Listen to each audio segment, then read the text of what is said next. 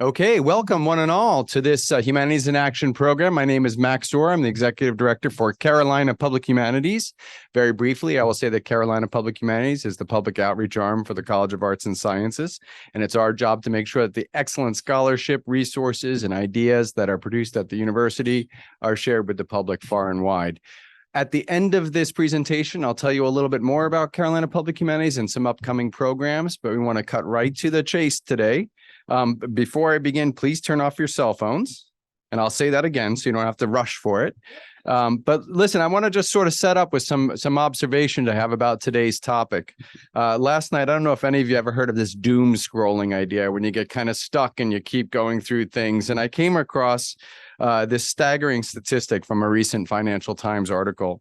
The article was about America's declining life expectancy, which is really an anomaly in the developed world, even though the average U.S. citizen pays far more, up to 4 times more for their health coverage compared to peer developed countries. I'm sure you've all seen this statistic. We're going backwards. Our current life expectancy, after almost 3 decades of growth, has fallen back to 1996 levels. The article pointed out, however, that overall statistics do not tell the whole story. Although in every demographic, the U.S. is behind, and I'm going to give you one point to that, the average American's life expectancy is about the same for residents of Blackpool, England, a blighted community with the worst health outcomes and lowest life expectancies in the United Kingdom. That's where America is on the average. Not everybody in America feels this change equally. At the very highest income levels, U.S. statistics are more in line with those of other developing countries. Behind, but not major outliers. The main contribution to these overall lower numbers for the U.S. is in the bottom income percentiles. When one accounts for income, we see that people in the bottom income percentiles, in the 15% and under, have life expectancies 14 years lower than our peer developed countries. In some of the poorest counties in America, life expectancy for males is as low as 36 years. All of this is to say that poverty matters, and for patriotic reasons alone, we should want U.S. statistics for life expectancy to be better than those of other countries. But in the raging chaos of our politics, filled with culture wars, immigration crises, fiscal debates, and the responsibility of the United States in the world, poverty is low on our list of national priorities. And yet it's probably the greatest sign of our country's problems. Still remains an outlier. Nobody talks about poverty. But we're changing that today with North Carolina's expert on poverty, Nichol. And again, before I introduce Gene, who many of you know, needs no introduction, but like I say, it's my job. Please remember to turn off your cell phones. And while you're doing that, I'll tell you who you're about to hear. Gene Nichol is professor of law at the UNC Law School, where he teaches constitutional law and the federal courts. He received his bachelor's degree from Oklahoma State, and I always mention this, where he played varsity football, so don't mess with him, before obtaining his JD from the University of Texas. In his long career in legal education, he has served as Dean of the University of Colorado Law School, Dean of the UNC Law School, and President of the College of William and Mary. Over the course of his distinguished career, Professor Nichol has received numerous accolades and recognitions, and this is a shortened list: the American Bar Association's Edward Finch Award, the Carolina's Pro Bono Professor of the Year Award. He also has been inducted into the North Carolina Order of the Longleaf Pine. He received the Faith Active in Public Life Award from the North Carolina Council of Churches, and UNC's highest award for faculty, the Thomas Jefferson Award. That is a short list. He is the author, and by the way, these books, many of these are available at Flyleaf Books, so we'll talk about Flyleaf Books at the end here. He is the author of Lessons from North Carolina, Race, Religion, Tribe, and the Future of America, The Faces of Poverty in North Carolina, Stories from Our Invisible Citizens, and of numerous peer-reviewed articles, as well as pieces in the national press, such as The Nation, Washington Post, and Slate, among others. At UNC, he ran the Center on Poverty, Work, and Opportunity until it was shuttered by the UNC Board of Governors in 2015. Not silent in the face of controversy, especially when it comes to North Carolina politics, Professor Nichol is also the author of Indecent Assembly, North Carolina Legislature's Blueprint for War Against Democracy and Equality. Again, you can find some of these titles right here in Flyleaf Books. He is a man dedicated to public service, as is clear from his impressive record. He's also very generous in sharing his ideas, working with Carolina Public Humanities so many times, and we're so thankful for that. We are honored to give him this forum to educate us, the fortunate here in this room, on those less fortunate than us. Please join me in welcoming Gene Nichol. Max. Thank you very much, Max. It's an honor to be here. This is one of my favorite places. I'll tell you why that is in just a second. Thanks for coming out. You know, there are surely better ways to spend a beautiful afternoon than cooped up here listening to the likes of me. So I'm grateful to be with you. It's nice to see old friends and some new ones. I'm a big fan of the humanities program. It's been my good fortune to participate in it a lot over the years, kind of many years. I was thinking about it being part of the College of Arts and Sciences, which is marvelous. I love the College of Arts and Sciences.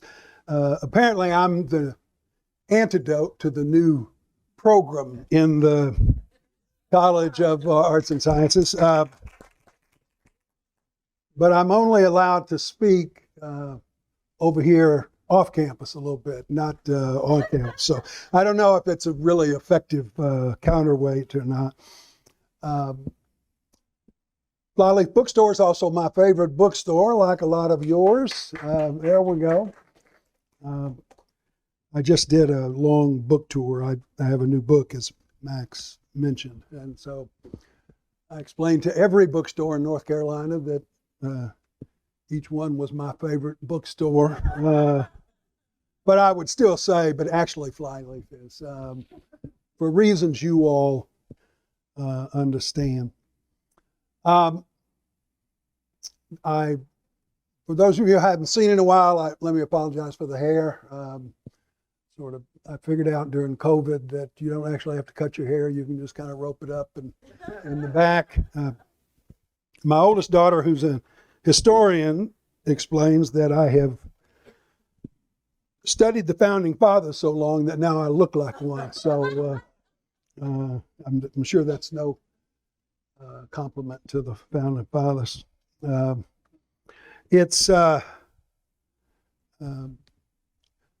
was thinking about this. Max mentioned that I was a football player at Oklahoma State. That seems a long time ago, except on these days, like the last couple of weeks, where my knees are hurting a lot.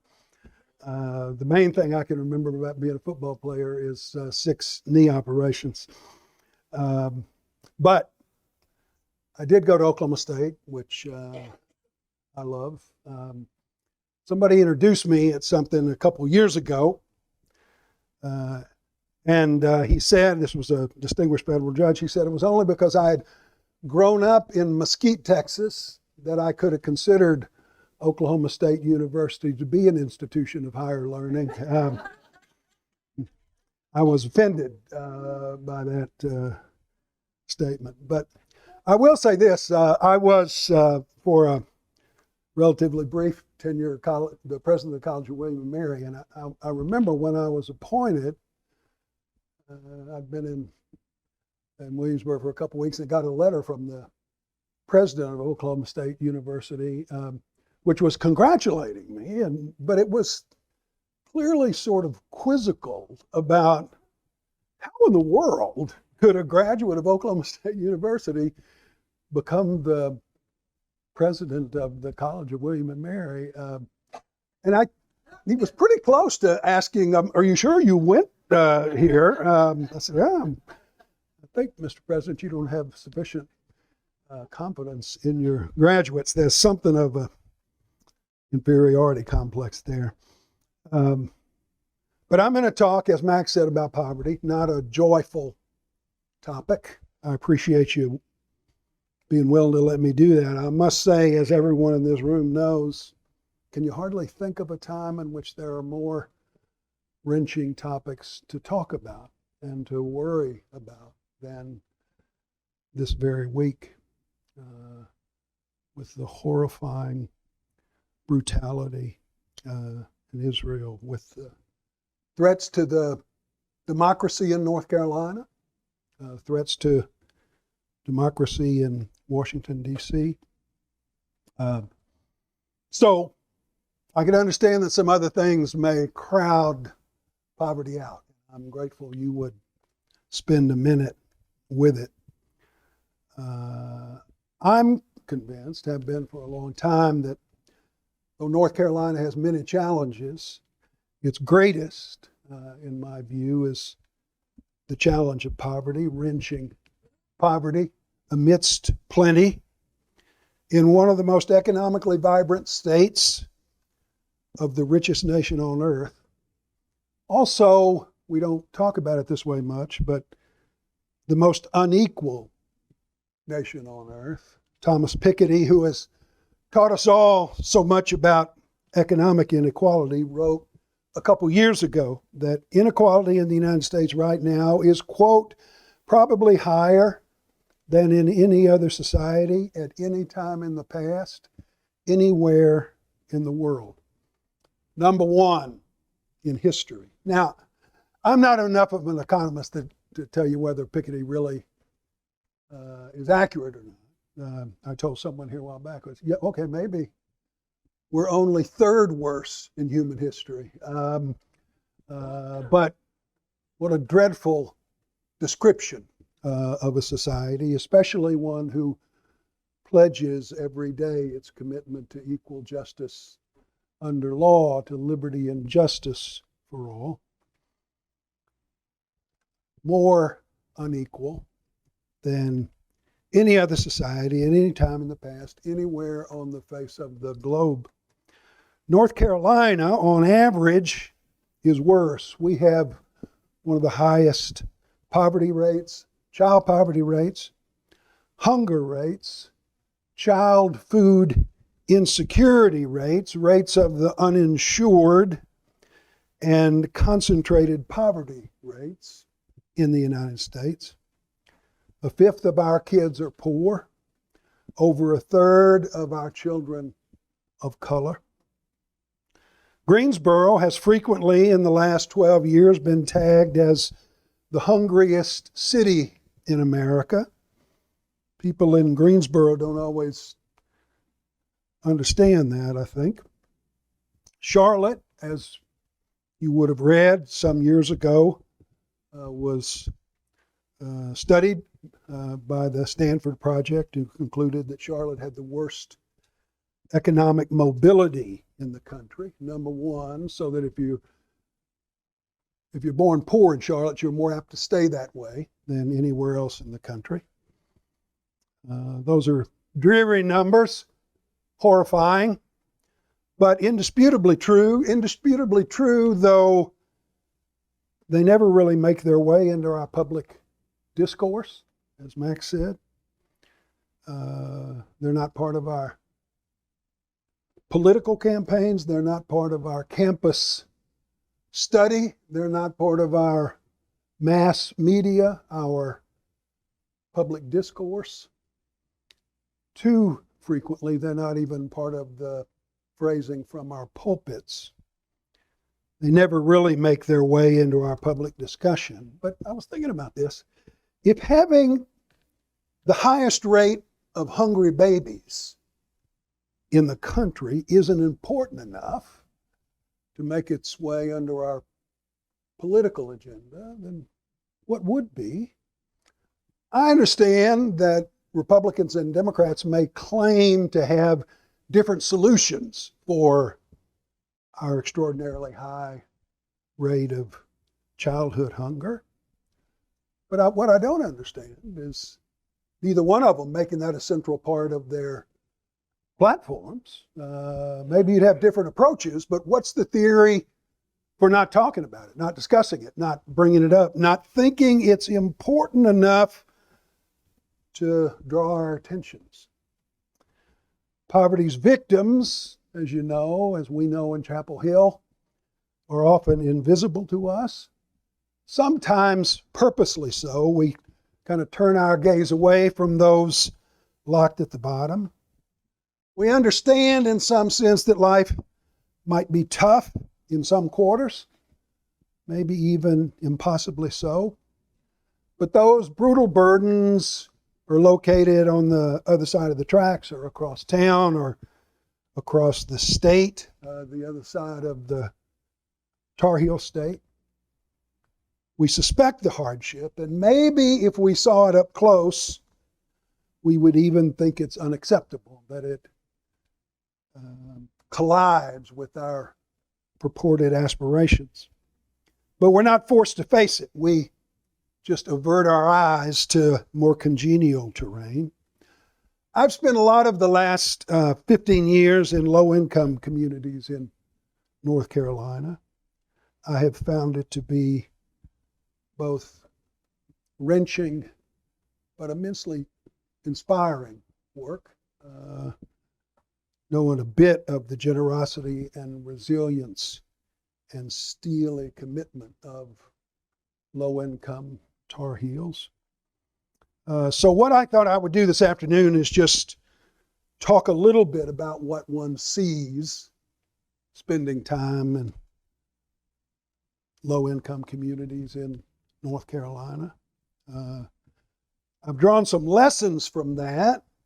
You kind of can't help it. But I'm not going to talk about those, at least not at first. We can talk about them in questions and the like.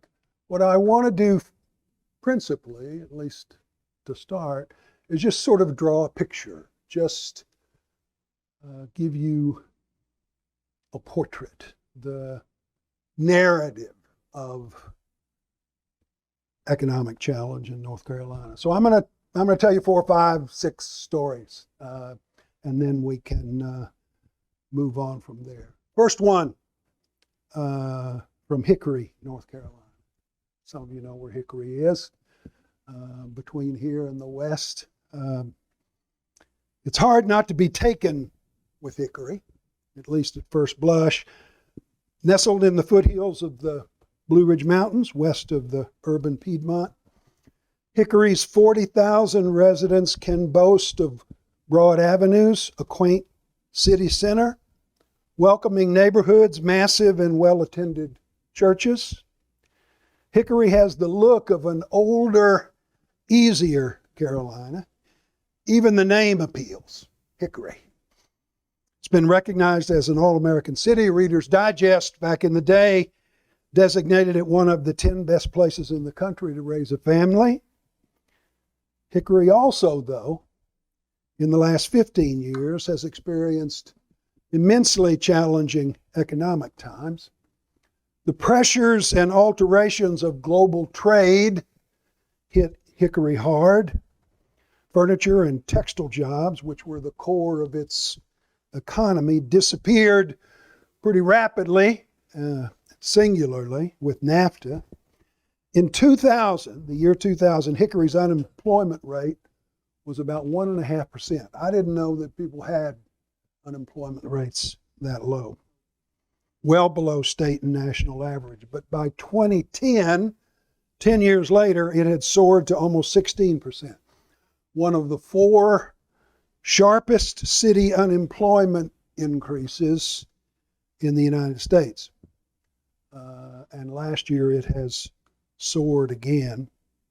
For the first time, homelessness has started to become a daunting problem. The Salvation Army shelter has long been pressed beyond its capacity. As a result, some 150 or so wounded souls live in the woods surrounding town.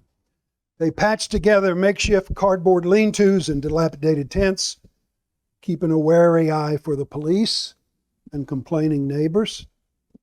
In summer, the camps bear the oppressive markers of the South: intense heat, draining humidity, sudden rainstorms, relentless mosquitoes, yellow jackets, gnats, and snakes. In the winter, soon approaching, snow and frost pose distinct and direct dangers. More than one homeless struggler has perished against the cold. About a third of those living out are women. Some are kids, though their parents, fearing abuse and neglect proceedings, work very hard to hide them. Roger Cornett, and the 15 or so of his volunteers for the Open Door Homeless Relief Project, which is run out of a basement of a tiny Baptist church in nearby Conover, North Carolina. These good folks spend much of their days and nights and almost all of their scarce resources trying to keep people living in the woods of Hickory whole and safe and alive. Cornette is a 68-year-old retired businessman who suffers from a debilitating neuromuscular disorder. He doesn't look the part of the heart on your sleeve do-gooder as he crisscrosses the county in a battered pickup truck, NRA sticker prominently displayed. But Cornette and his cohorts venture into often dangerous campgrounds, distributing tents, tarps, food, cook stoves, propane cylinders, blankets, trash bags, portable heaters, even dog food. I couldn't believe, he told me, that people were being left to live like animals in my own home county. A thin man in his 30s named Bill Stock explains to me that a lot of us out here would be dead without Roger and his people. You learn not to look vulnerable, he reports. A woman has to get with a man or she'll get hurt. Making the point, Cornette introduces me to a lesbian couple who had been living along the wood lines. Janet Teal was raped, beaten, and stabbed 2 days earlier. She shows us 13 stab wounds. The sight is sickening. I don't know how long we're going to last out here, she admits. Dorothy Edwards, who works with Roger, speaks of a young couple in their early 30s, Mark and Christina. She still can't get out of her mind. They both lost their jobs when their respective employers closed in the middle of the recession. Eventually, they had to sell their cars and they lost their apartment. When they could no longer afford even the cheapest hotel, they had to go to the woods. Christina, in tears, explained to us, "This is new to me. Please don't pay attention. I'm sorry for my blubbering. I know I've got to get used to it, but I've never even been camping before." When we talked, Marcia Stimson, who was 48, reported that she was then living in the Salvation Army shelter for the third time. "I'm one of their best bell ringers," she said, a top producer. "But you have to leave after 3 months, and I haven't been able to make enough money to eat and afford a place to live." She spoke with precision, but without emotion.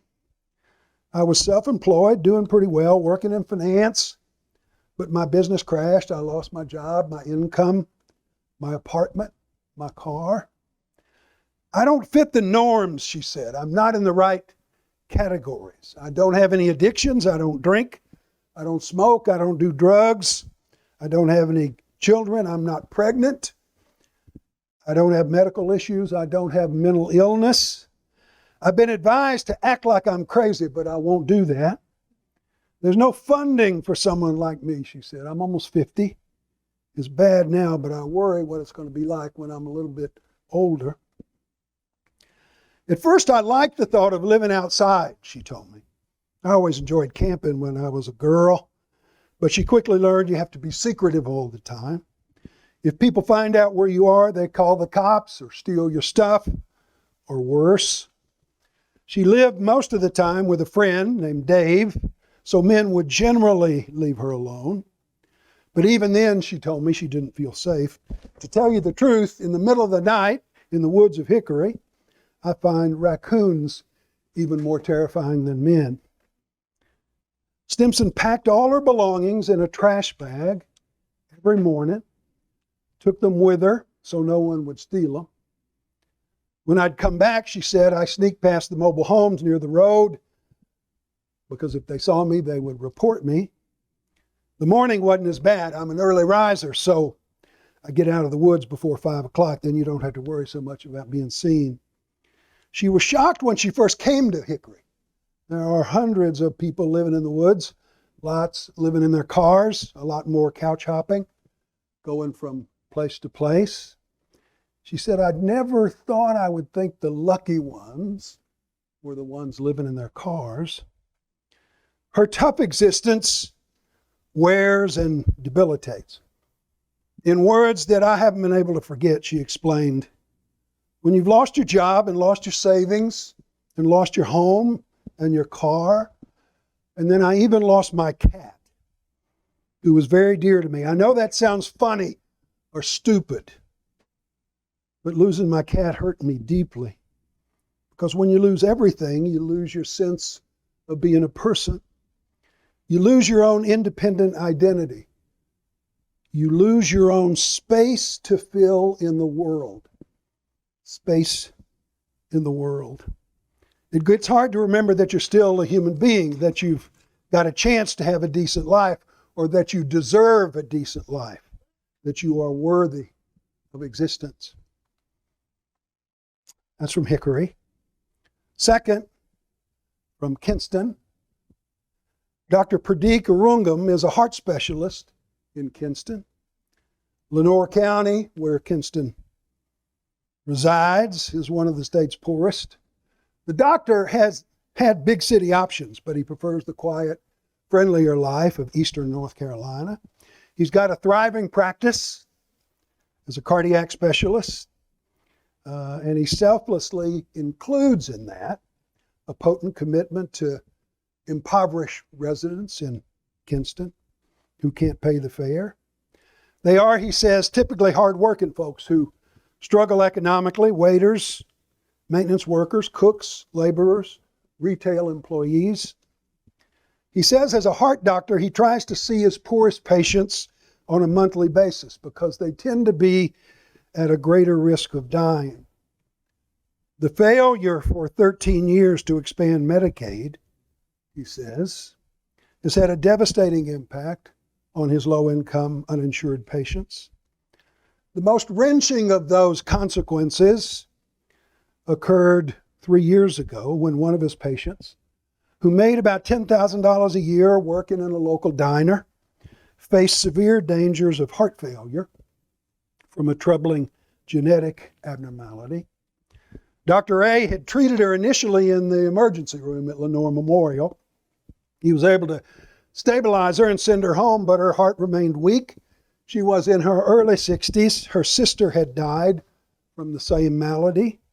She needed a defibrillator, which for an uninsured patient would cost over $75,000. She couldn't get coverage on the open market because she didn't have enough money. She couldn't qualify for the subsidies of the Affordable Care Act, ironically, because she was too poor. Dr. A saw her for several months, but was unable to secure the device. As a result, the waitress died. We could have saved her, he told me. I treated her for free. The medicines we needed weren't that expensive, but she couldn't get the device that she had to have. She'd be alive today if we accepted Medicaid expansion. That's the simple fact. People don't like me to say that. But she'd be alive today if she was in any of the 38 states or 39 states that had accepted Medicaid. She died because she was a Tar Heel. She died because she's from North Carolina. Third one, from Reidsville, North Carolina. For 35 years, Steve Luking has watched his patients with no insurance pay a terrible price.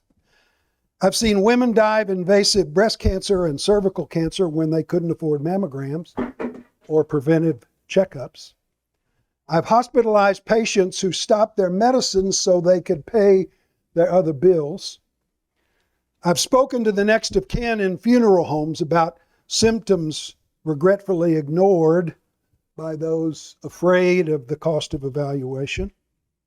You name just about any cancer or serious disease, and I can tell you about uninsured patients who delayed coming to see me, often with disastrous results. I've witnessed the slow death by invasive colon cancer in a patient who could not afford a colonoscopy, the diabetic who could not pay for insulin, having the resulting dialysis, the families who are left bankrupt and depressed after a serious illness, and on and on. Despite what people say, the emergency room doesn't provide the care that folks need. When was the last time somebody received a pap smear or a screening colonoscopy in an emergency room? My patients who don't have insurance aren't takers looking for a handout. They're working folks who are our cousins and our neighbors. They sit with us in the pews on Sunday. Their children and grandchildren go to school with ours. Some have watched well-paying jobs flee to Mexico or to China. Some, through personal or family circumstance, earn only meager wages. Some have employers who maintain them under temporary status or keep their hours low to avoid insurance obligations. Some have reached their God-given potential, but who are we to pass judgment? The fact is that poverty has left them uninsurable without some form of government assistance, and people in Rockingham County are dying from it. Fourth, sort of from Chapel Hill, Evan Ashkin is a doctor of family medicine at the UNC Medical School. He also serves patients at Prospect Hill Community Health Center in Caswell County. The majority of the folks he sees are Spanish-speaking and poor. Almost half are farmers. A quarter are on Medicaid, 30% get Medicare, and 40% are uninsured.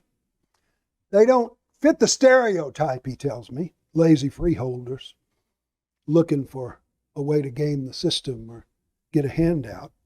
He says that view is possible only if you've never worked with anyone in this patient population. I've never met a freeloader here. My patients are people in excruciating circumstances, arising from situations beyond their control.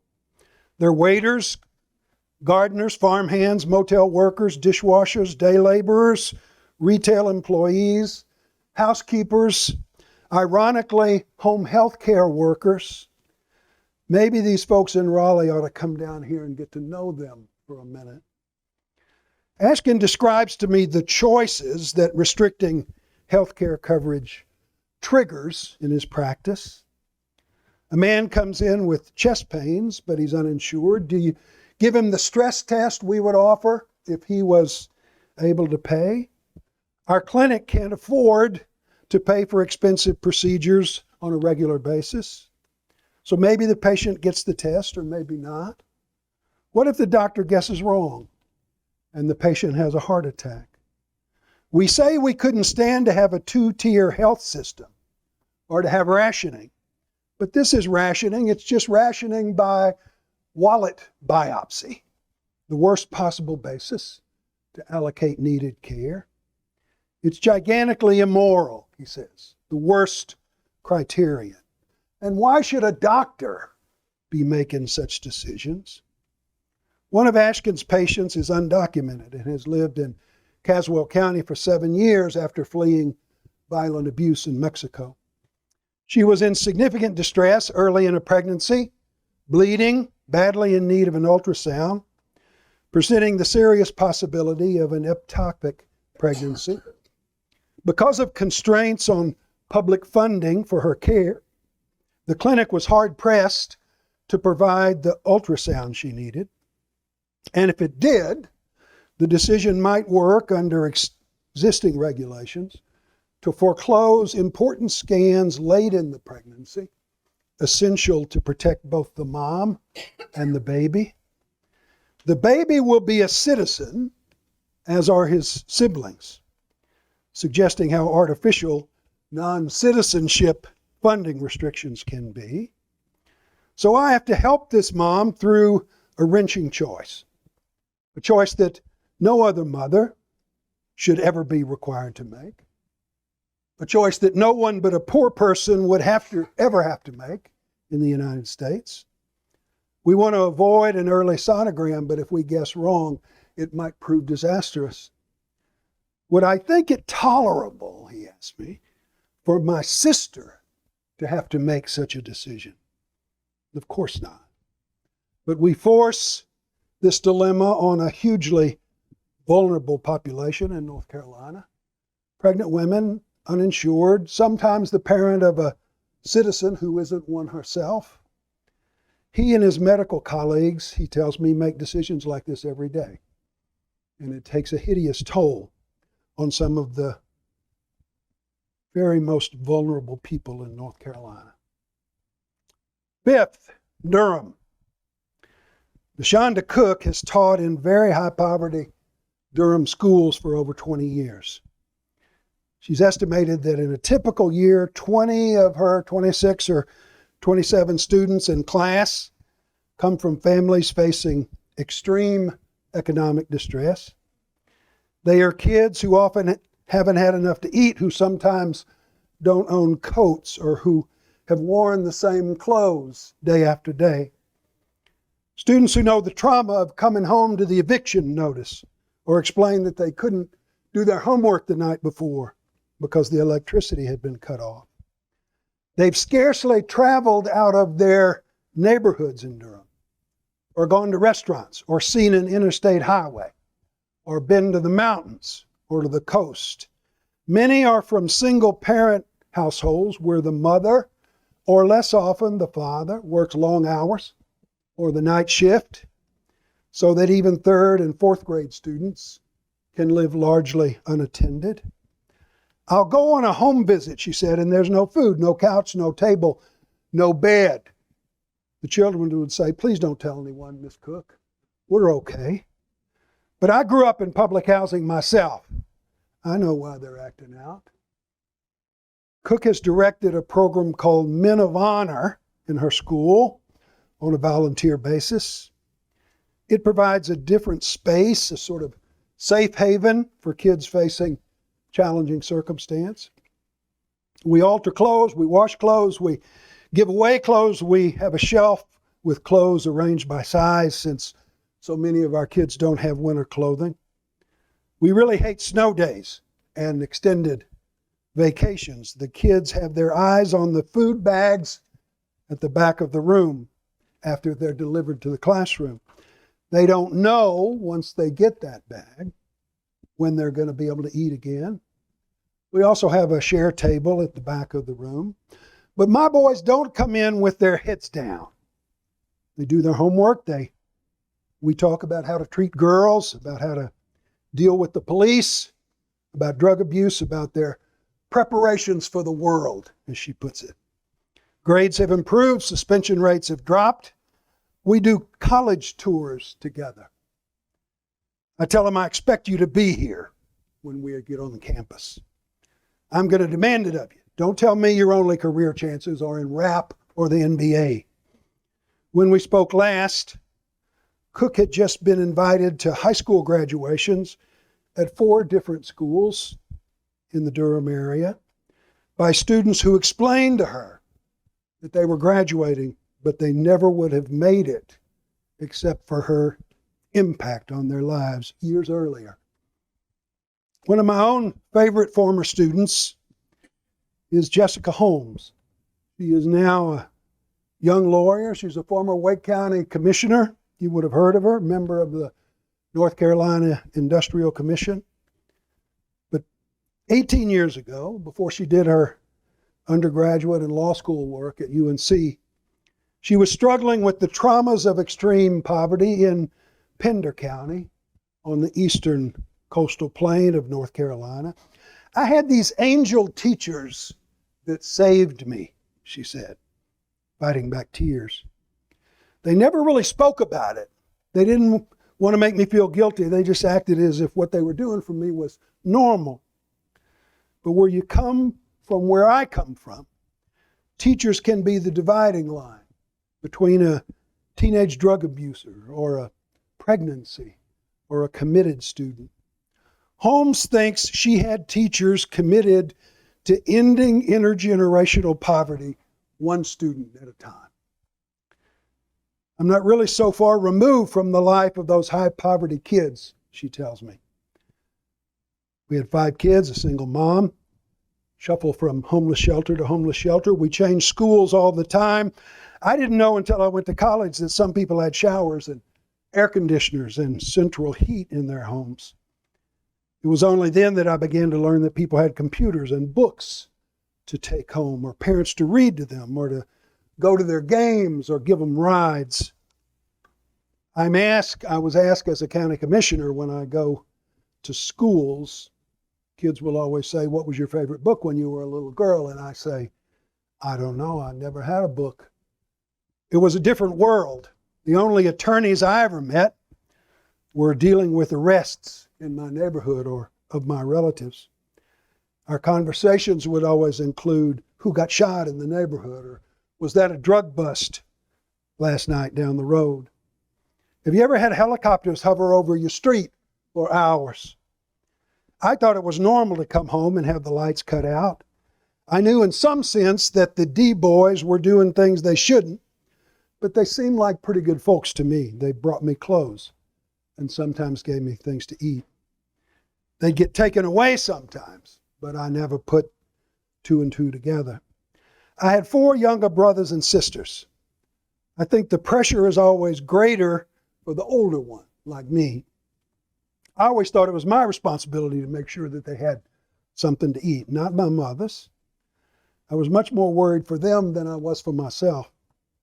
I felt it was my responsibility to figure out how to get the food, and if I didn't, I had failed my siblings. Holmes believes her teachers made it possible for her to escape, to become a professional and eventually become an elected public official. It started in the 2nd grade, she said. My teacher would come around in the morning and put apples and fruit in my backpack. First, I just thought the teachers were really generous people. Later, a high school tennis coach would make sure that I had a ride home after practice. And then when a ride didn't come or things got tough at home, the coach would let me stay at her house.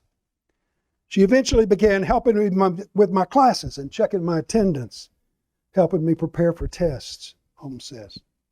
She kept doing it long after tennis season was over. And then later, so did my drama teacher. They didn't want to make a big deal of it. That's just the kind of people they were. So for all this talk about bad teachers, I know that angel teachers saved my life. What's the price tag for a teacher that saves a kid's life? The frank truth is, if the exclusions and indignities of North Carolina race and poverty are right, then our Constitution is wrong. If the debilitations of those locked at the bottom are acceptable, then our scriptures are wrong. If these denials of equal citizenship and humanity are permissible, we pledge allegiance to a cynical illusion, not to a foundational creed. And I think we know it. It's like Lyndon Johnson said one time. We may not know everything, but we know the difference between chicken shit and chicken salad. Johnson wasn't always crude. He was just almost always crude. I've been reading a good deal about him of late. I spent a lot of my youth, like a lot of you probably did, protesting Lyndon Johnson. He horrified in war. He was this big, complicated, inconsistent, hypocritical, larger-than-life Texan. He'd holler at you, wave his arms at you, sweat on you, spit on you. I don't know why I'm drawn to him. But he also taught that American poverty touches both our personal conscience and our national mission. Under circumstances not enough unlike our own today, he said this, and I'll stop. Rarely in any time does an issue lay bare the secret heart of America itself. Rarely are we met with a challenge not to our growth or abundance or our security, but rather to the values and purposes and meaning of our beloved nation.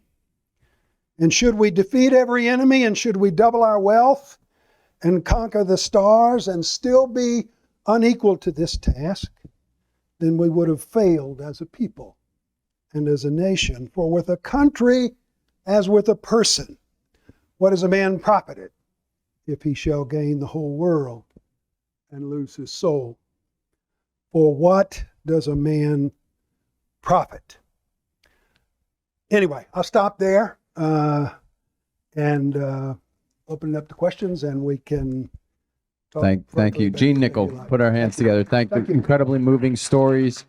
I want to remind our folks in the online audience that we have a question and answer button at the bottom of your screen. I will start by taking questions from the in-house audience. Bill Harrington.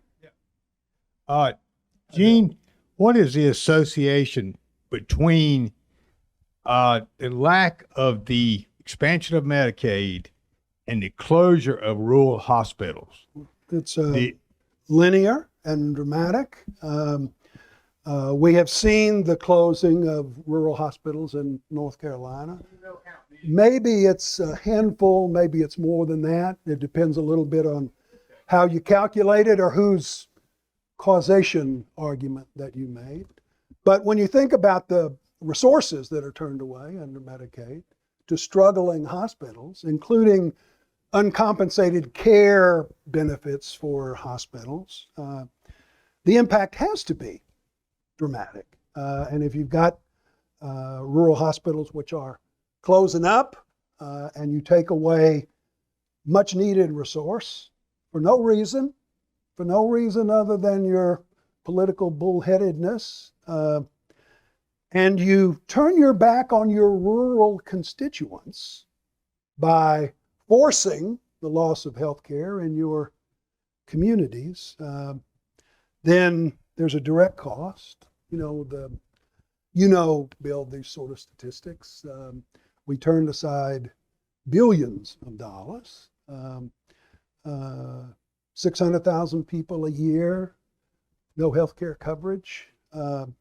Harvard says that over 1,000 Tar Heels every year died as a result of that choice. Think of that as a policy decision. I cast a vote today to ensure that 1,000 of my brothers and sisters in North Carolina are going to die. Plus, you'd want to say this. Why did you do that? What was the reason for that vote? Because I've asked a lot of folks that, and there's no reason proffered. At first we said, well, it's not the North Carolina way. Okay.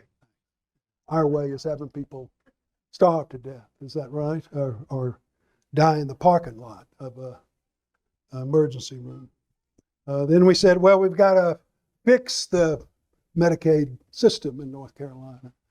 And then we fixed it. And we thought, okay, well, we've got to come up with something else. We didn't have a reason. McCrory didn't have a reason. The legislature didn't have a reason, because the actual reason was unstated. I mean, why is it that we're doing this? Why are we turning away all this money? Why did we make the choice that the legislature, which passed Medicaid expansion, thought no state would possibly make? We're making you a deal that no sane human could turn aside. But we did. And we did it because we wanted to show that we don't like Barack Obama. That's just a hard pill to swallow, it seems to me, for the husband of a wife who died because of the absence of health care coverage. I'm thrilled that we're about to expand it, finally.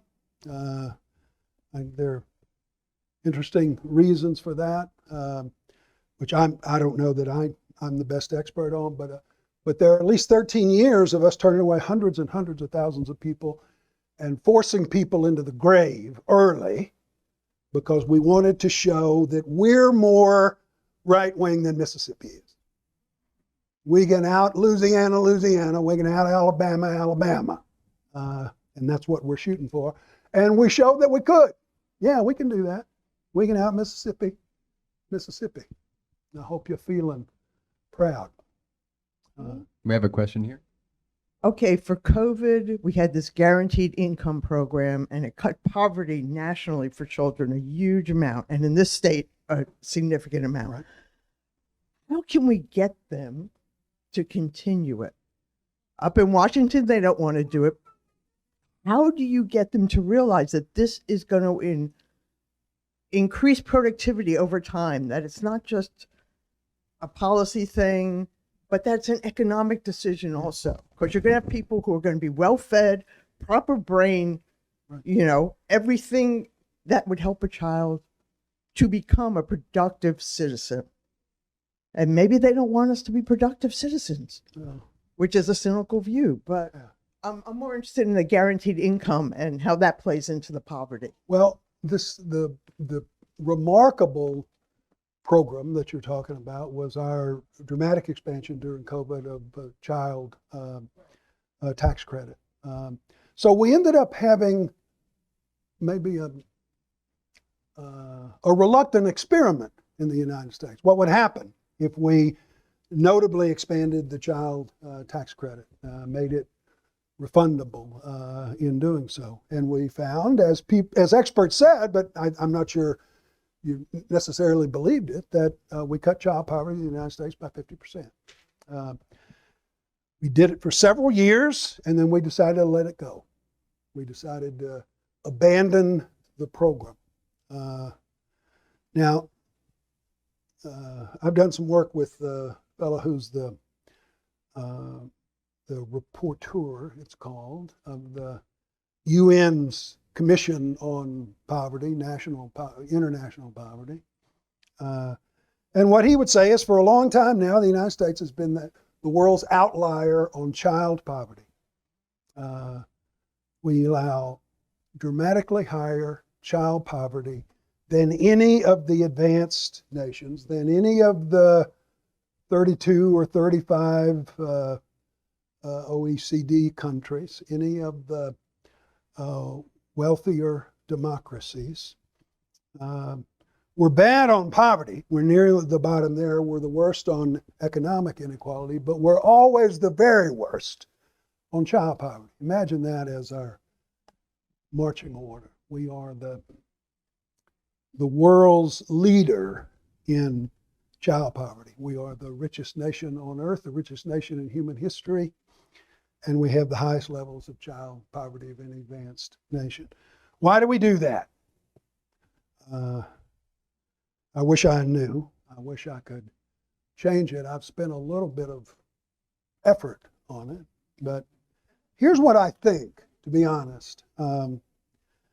I think the poor are deemed in North Carolina and much of the country to be disappeared, to be the excluded. They don't count. They are not part of the constituency. They may as well be living in Indonesia. That's the only way I can grasp it. They can be disregarded without a worry, without a batting an eye. It happens, at least in part. I know this from work, and certainly if we were out tonight interviewing low-income folks, they would say, I don't think these people know what the challenges we face are like. I wish they would come here and see what I do, see how hard I work, see that I work not just a job, I work 2 jobs, I work more than 50 hours a week, but you can't live in Charlotte, North Carolina on $7.50 an hour, and everybody knows that. I wish they would come see what I experience, how hard we try, how hard I work. But she says, I know they won't. People invite them, they won't come. So the folks in our State House know almost nothing about the plight of low-income people in North Carolina. That's one thing. Secondly, knowing nothing, they substitute a set of predispositions that they have. That all those people who are poor are unworthy. They're lazy, they're shiftless, they are on drugs, they are trying to live off the fat of the land, either from the government or from their brothers and sisters.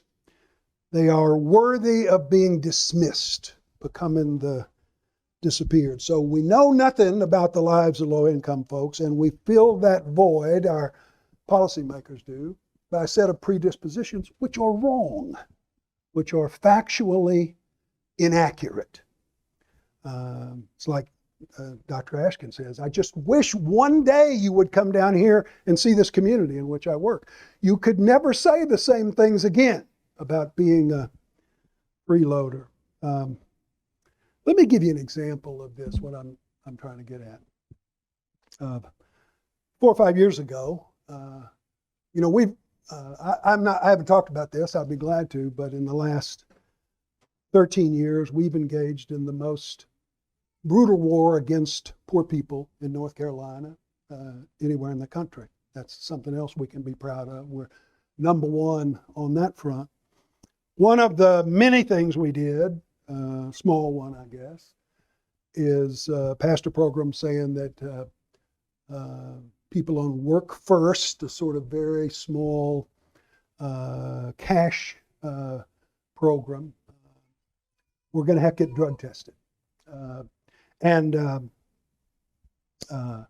If they didn't, then they wouldn't be able to get the benefit. And if they tested positive, then they would be excluded. And the folks who put it together, very excited about it, wanted to make a point.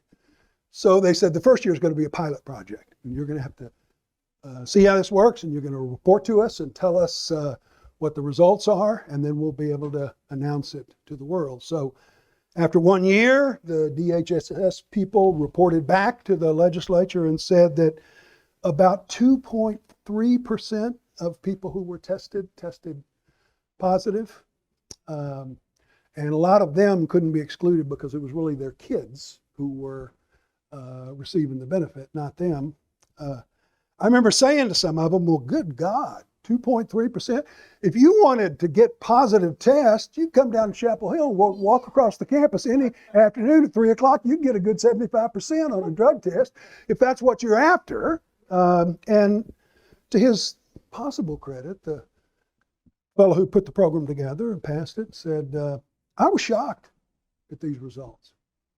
I believe that everybody on the Work First program, everybody getting some form of welfare was taking drugs. Everybody.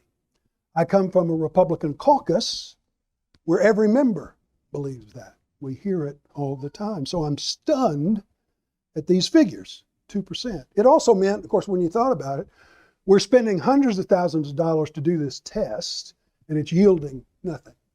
But then I ask, okay, so did you abolish the test? Of course not. Why?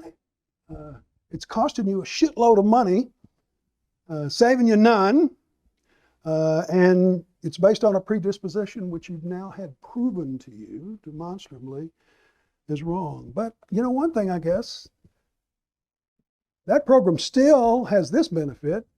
It will humiliate poor people. So maybe it's not all a bad thing. But that's sort of what I mean. So that program begins without the knowledge of what poor folks are like.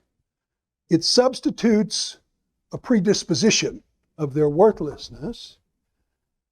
That predisposition is wrong. It's proven wrong.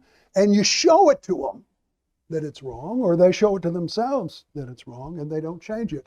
They cling to it like a religious tenet because this is how we define ourselves. So you may think that that's wrong, but if you think that means I'm going to quit saying that our biggest priority is to kick people off of welfare programs because they're taking drugs, no, I'm not going to do that.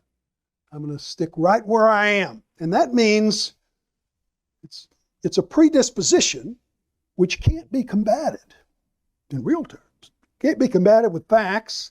It can't be defeated with argument or data.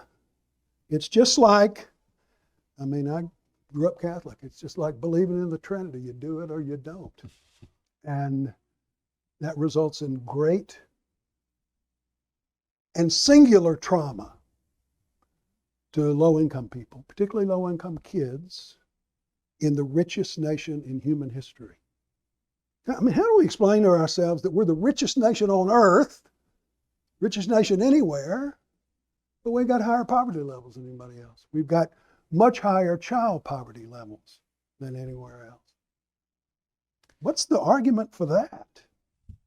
Except we cling to it. We don't change it. Sorry, Max. No worries at all. I have a question here.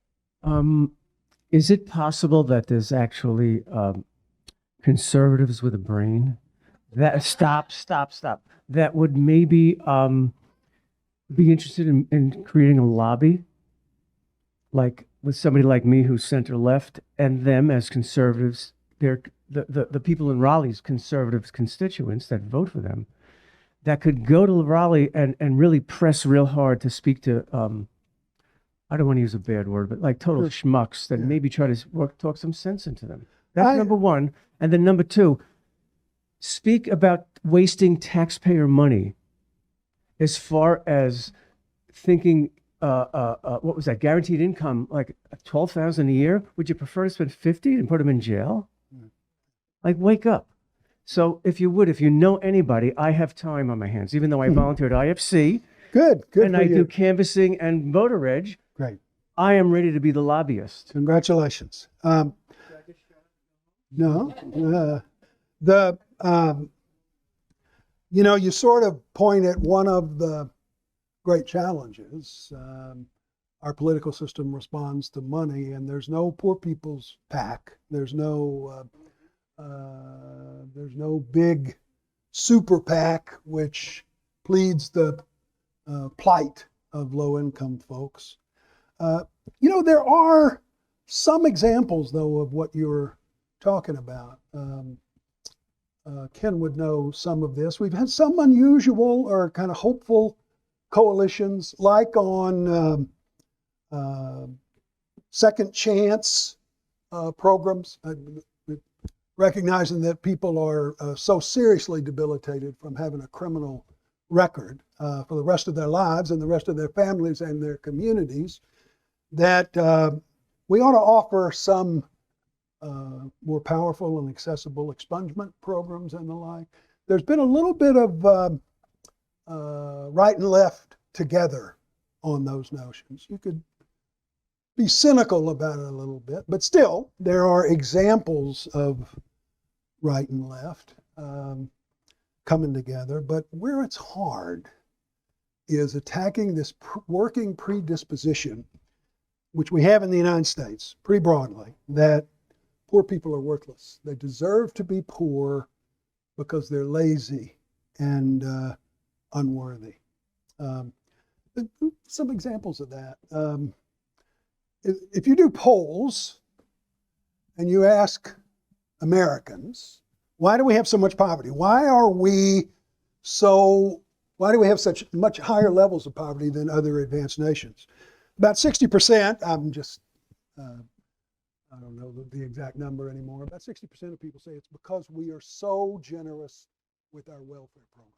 We give people too much money. Now, the facts are, among all those advanced nations, we are the least generous. So if being stingy towards poor people stopped it, then we'd have the lowest levels of poverty instead of the highest.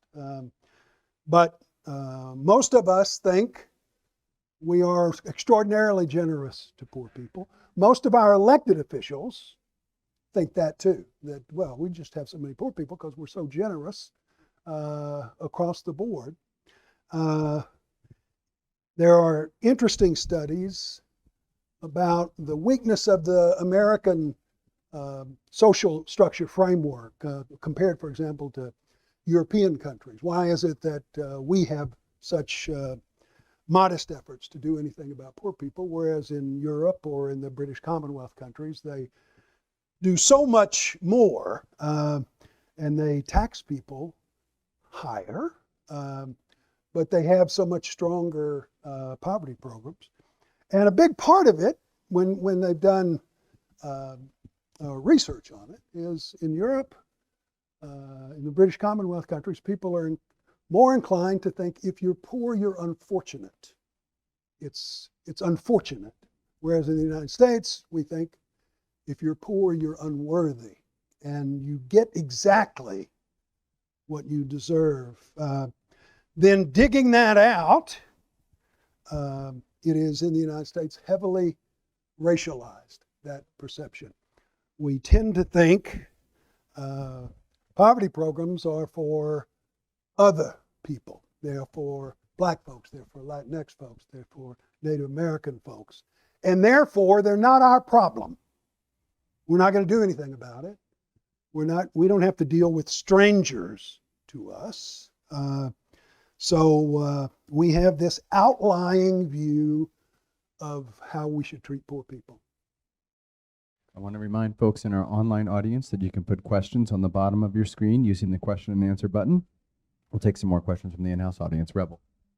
Okay, so like the others, this is more of a statement than Go. a question. Go. But This is Chapel Hill. yeah, All statements are not the opinions of Carolina Public Humanities. or the University of North Carolina. That's right. A lot of talk has been about these folks being invisible to the legislature, and so I kept thinking, okay, these folks more than likely either don't vote or they vote against their own self-interest, and they don't really realize it because the emotional issues are brought to the forefront, and their personal issues are not. Mm-hmm. And then I thought, well, the new Voting Act laws in North Carolina will certainly help improve the voting records of these poor people. Not. So That's the purpose. That's what, we're I just think- trying to get poor people and Black people to come to the Yeah, polls. and I thought maybe students. maybe you'd address That's right. that. And then I have another question on a different topic, and that is, you talked about the lifespan of the average American is lower than so many other countries. I didn't. Max did, but And- I'm with you. So, And I wonder if you segregated out those folks who have died from gun violence, Yeah. from those who died of natural causes, what that record looks like. And that's sort of my statement on Yeah. guns. there you go. Could I just make one statement? Because in Well, this Max, that question's to you. So you well, no, better I'll answer it. let you That's answer. right. But just in that article, they do look at things like drug use, suicide, guns, etc. And yes, there's very much all of this markedly it affects poorer populations across the board. But the other things, I'll let Gene take that on. I see you. Let me talk about your first question. That is, are these impoverished people more apt not to vote? And there's some truth in that. But when you talk to them about it, here's what they say. Why would I vote? What difference does it possibly make to my life whether you vote Democrat or Republican? Here's what both of them have done all my life. Democrats have, what I would say is Democrats ignored us, ignored poor people. We learned of late it can be even worse because Republicans target poor people. But to the folks that I interview, they say, why would I vote? My life doesn't register with either one of them. And the truth of it is, that's true. It's true even, like all of y'all, I work my ass off in politics and Democratic politics, but it's even true of Democrats. Democrats don't talk about poverty, don't take on these issues. So most poor people's response is, what's with you? Why would it make any difference? Here's a second thing. You talked about voting against their interest, which we do in North Carolina. It's the perennial problem of the South. Forever. Only a pawn in the game, Here's a way I think about it. A few years ago, I spent a year off and on in Wilkes County, western North Carolina, and a year, that same period, going off to interview people in Wayne County in Goldsboro. Did it purposely. Both had the same very high poverty levels. Wilkes was almost all white, as you likely know. Goldsboro was very heavily African American, but both, whatever would be 27% poverty levels and historic poverty levels, or chronic poverty levels, I guess would be the greater word. In doing that, in Wilkes County, I interviewed a whole lot of people in 40 and 50-year-old trailers, mobile homes. And there would be 7 or 8 people living in a small trailer. They tended to have to have the windows rolled up and fans going. It was so hot that you could hardly bear doing the interviews, and mold you could smell constantly. And outside, they would have a Confederate flag and a Trump sign. In Goldsboro, we interviewed people in the housing projects around their dinner tables. And there were no Trump signs. You can be sure of that. There was no Confederate flags. And it's fair to say those two groups of people saw themselves as cultural adversaries. That's a generous way of putting it. But we did these interviews, and a lot of the interviews were just letting them talk, and then we would always ask a series of questions that were, objective is not the right word, but short answer, asking them what they hoped for, what they feared, what they wished could happen in their lives, what they believed was necessary, what they thought about their political leaders and the like. And what stunned me reading those answers is that the answers from the African Americans in Goldsboro and the Appalachians in Wilkesboro were exactly the same. They mistrusted the same folks. They wanted the same things. They wanted safety for their kids. They wanted schools for their kids. They wanted transportation. They wanted decent food. They wanted to be able to afford housing, which they couldn't afford. They matched up perfectly. And I remember thinking, working through that, if anyone was ever smart enough to convince those folks in Wilkes County, the folks in Goldsboro, how much they had in common instead of how much they're driven apart, you could fix our politics, you could fix our government, we wouldn't have any of these concerns, because you can't permanently disbar 65% of the Commonwealth. Madison wouldn't think you could. We've gotten pretty good at it. But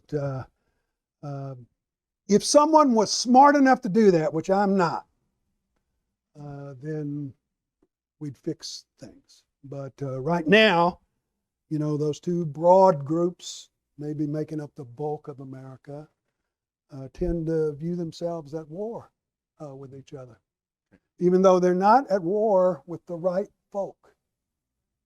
Okay, we have questions from the online audience. I see Miriam and Chris have their hands up out there, but let me go to Ed Halloran from our online audience. This is a little bit of a precursor here. Did you say all night audience or online audience? Okay. All night. We're going all night, Gene. No. So Ed Halloran asks, prefaces and a question at the end. A 2017 Geneva publication indicated that nurses were involved in 15 of 17 United Nations Sustainable Development Goals, only one of which directly concerns health. The first of these goals is eliminate poverty. American nurses were cited as helping eliminate poverty through a program for new mothers called Nurse Family Partnerships. Home visits made by nurses taught parents how to stop smoking, have fewer subsequent children, achieve higher levels of education, greater employment, less unemployment, and other social improvements. Louisiana instituted the Nurse Family Partnership Program to reduce prison expenses. Any chance North Carolina might send nurses into homes? Well, I don't know all the particulars of it, but it's a great program. We don't lack for things that work. We started by talking about the child tax credit. We we proved that it worked. It reduced child poverty in North Carolina and the United States by 50%. But we didn't have the will for it. It didn't bankrupt us. It didn't even put us below the rungs of the richest country. But we said we don't want it. And Republicans said they didn't want it, and too many Democrats said they weren't going to work hard enough to keep it. There are school programs, there are medical care programs which make great difference in folks' lives.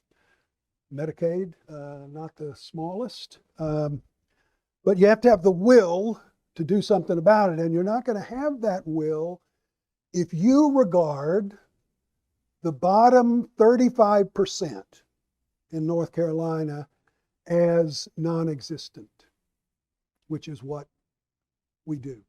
They're not part of the show. They're not to be considered. Let me give you an example of this, which is weird, I know, but I was doing some research way back when they were arguing in the Congress over the Affordable Care Act and whether they were going to do anything about it. I was watching the debate in the Senate, and I heard two Texas senators, I'm from Texas, explaining word for word that we have the best healthcare system in the world. The most important thing to do is not to touch it. Leave it exactly as it is. It happened that same weekend at the Astrodome in Houston, there was a gigantic volunteer program in which doctors would give health care to people for free. And they were interviewing people who had been waiting in line 7 days, hoping to get that free service. I've been to several of these here in North Carolina. Interestingly, most of the doctors in Texas, the vaunted Texas system, were volunteers from the mountains of Kentucky, of all things, coming to bail out the Longhorns. I'm a Longhorn. So here's what I thought. These two Texas senators were very eloquent that we've got the best healthcare system in the world. I thought, you know, what I should do is I want to look up and see how many people in Texas are uninsured. I did. I found it. It was at the time 27%, the highest percentage in the United States. So as these folks were talking about the great system, I just was making suggestions. Maybe you ought to go get in the line at the Astrodome and ask those 7,000 people waiting in line whether they agreed with you that we've got the best healthcare system in the United States. I'm betting they would have had a different view. And then I sort of generalized that in a kind of law professor's researchy way. And I found the 5 states, or the 10 states, with the highest rates of uninsured, and 97% of those states were against any alterations under the Affordable Care Act. They were certain that we had to leave things alone. I found the 10 states with the lowest rate of uninsured, these Yankee states and Massachusetts and the like. And 95% of those folks voted for the Affordable Care Act, believed we need to change the system. And the reason I bring this up, I'm a constitutional lawyer, so I've read more Madison than a human would want to read. Madison wouldn't have thought that possible. That is, that the system would so turn on its head. He would have thought that if you got the most poor people, you're going to want to do most for poor people, not the other way around. He'd be wrong about the United States. Those with the most poor people want to do the least, and we see that in North Carolina, in the East and the West, day after day after day. How does it work then? What's the way of explaining that? To me, it's because those folks, those two Texas legislators, if you said, go down and walk down the row at the Astrodome, they would have said, those people don't exist for me. They're not part of my constituency. They're not part of the universe. I don't even see them. I don't think I owe anything to them. They are not my brothers and sisters. They are the unworthy, the unwashed, and if they die, it's their own fault. That's, to me, that's the reason we have the politics that we do. I find it heartbreaking. I'll stop with this. A long time ago, I decided I wanted to work a lot doing this one thing, trying to make poverty more visible. Because I thought, surely we're not just the meanest, biggest bunch of assholes in the world. A lot of our problem is that poverty is invisible to us. So I thought if we could make poverty more visible, then we would want to do something about it. And I spent a lot of time trying to do that. I got to say, in my old age, I'm not sure that if we knew every jot and tittle of the plights of poverty in North Carolina, that we'd do a damn thing about it. I'm not sure we wouldn't say, as a lot of our folks say, the high moral ground is to let those people suffer. You people who want to do something about this, you're just aiding and abetting poverty. We need tough love. You let a few more people die in the parking lot of the emergency room at the hospital, and they'll get out and take better care of themselves. You wouldn't have thought in the United States you could easily warn the United States having a explicit constitutional commitment, defining commitment to equal justice under law and liberty and justice for all, and claiming itself to be a Christian nation. You wouldn't have thought with those two realities that you could convince people that the high moral ground is to let poor people starve. But they've done it. They've managed it. So it's a real coup, I would say. And I wouldn't have thought, nor would Madison, that it could be done in the United States. But we've done it in remarkable terms. It's a sort of version of Calvinism, predestined. You're right. Yeah. You're where this is because of who you are. Okay. We have a question here, Miriam. If I can get to Chris's question, I will. So it's just ironic that I was going to ask you about your view of the religion aspect in the view of poverty, especially since the Bible says the poor will be with you always. So, how does that help justify, or how does that factor? I don't want to judge. How does that factor into your experiences with these individuals you've interviewed and your view of poverty? It's horrifying and inspiring. I just, in the new book I have, I did some research on the white evangelicals in North Carolina, and it's a sad story to report.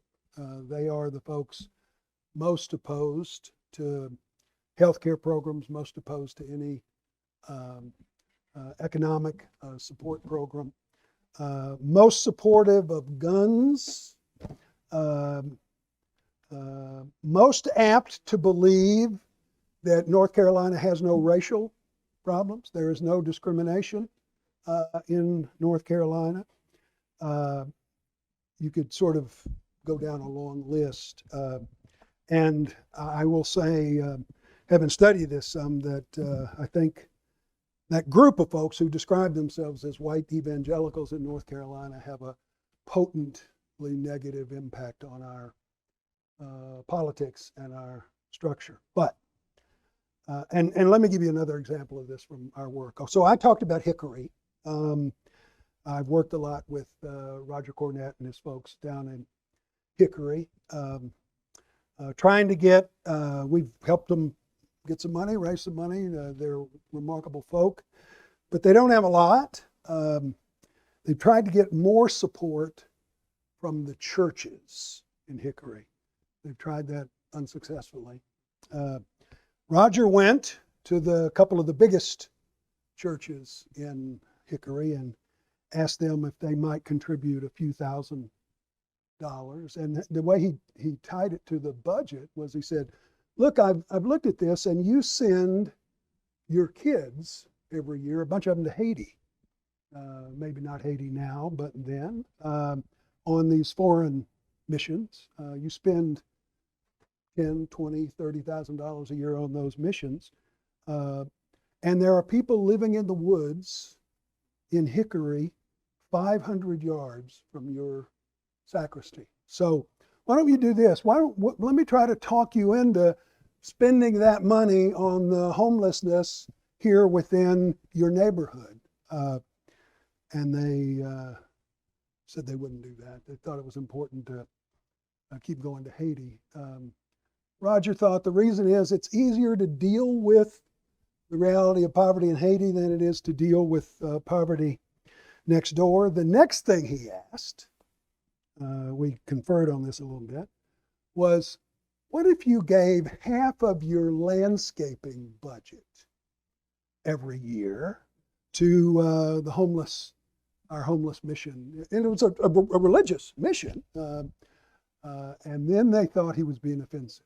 And so they kind of kicked him out. But let me say something else, because that's inaccurate in a larger way. I mentioned at the first that I've learned some lessons from working in low-income communities in North Carolina. And let me go through those, the 4 of them that I like to highlight, and a couple of them deal with religion. So here's the first one. No great surprise, given what I've said. The degree of economic hardship, of real stress and privation in North Carolina is much, much more pronounced than most of us understand. Now, given what I've talked about today, it's not going to surprise you that I come to that conclusion. Here's the second thing. In every corner and county of North Carolina, there are people, unbelievably selfless people, who have not 2 dimes to rub together, who work hope against hope, day in and day out, relentlessly to try and make life a little better for those who they think have it even worse than they do. The way I put it, if Mother Teresa was alive and living in North Carolina, she would not be lonely. And those folks, I've learned very frequently, particularly in the Black community, are heavily driven by religious commitment. They are astonishingly generous. I've lived a weird life, kind of come from the wrong side of the tracks, but I was university president for a while, law school dean for a while. I say that only to say I've met rich people. That's what university presidents do. It's one of the horrible aspects of the job. And I used to think, maybe the generosity of wealthy people can help turn us around on many of these things. But the greatest generosity in the United States is not in wealthy people. It is poor people in poor communities who will open up their house, who will dedicate redo their garage to make a soup kitchen when they don't have anything themselves. And that is particularly true in the Black community. It's particularly true with religious groups. So that's the second thing I would say. The privation is greater. The work, the selfless work across North Carolina is breathtaking.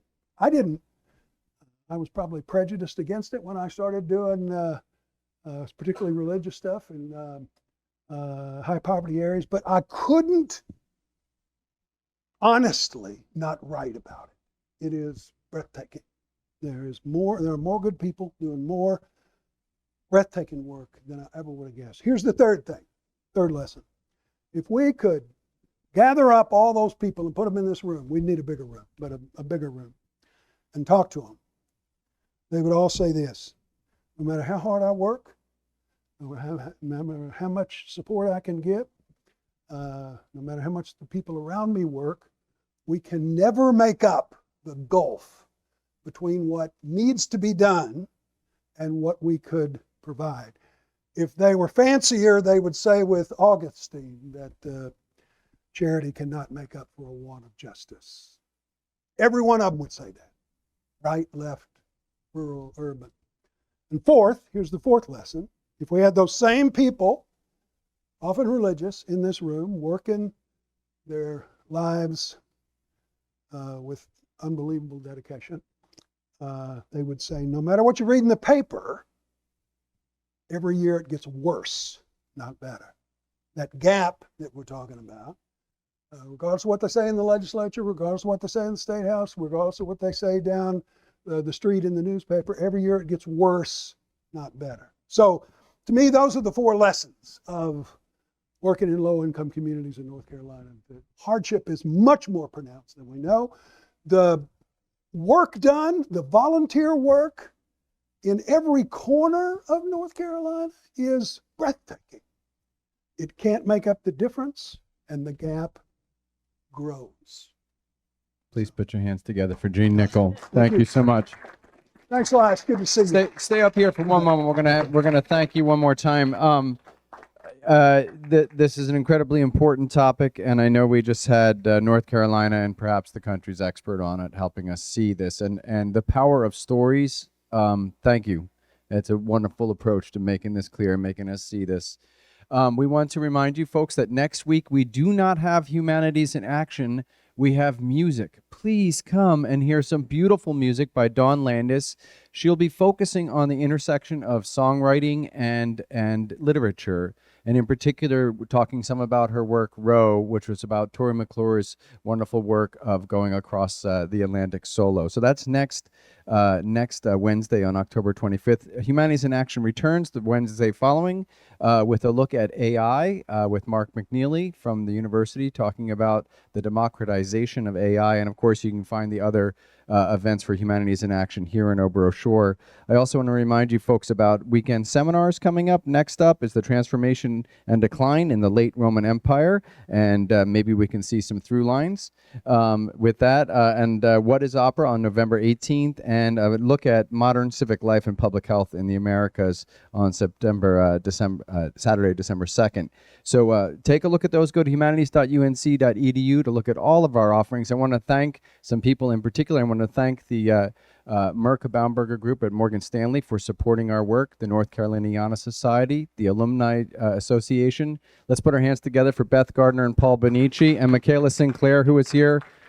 And I also want to remind you folks, if you'd like to learn more about Gene Nichol and his work, Gene Nichol's books are available here at Flyleaf Books. So put our hands together for Flyleaf Books and go and get yourself a copy of. They told me they got plenty of copies, so go and get a copy. And one more time, please put your hands together for Gene Nichol. Thank you so much.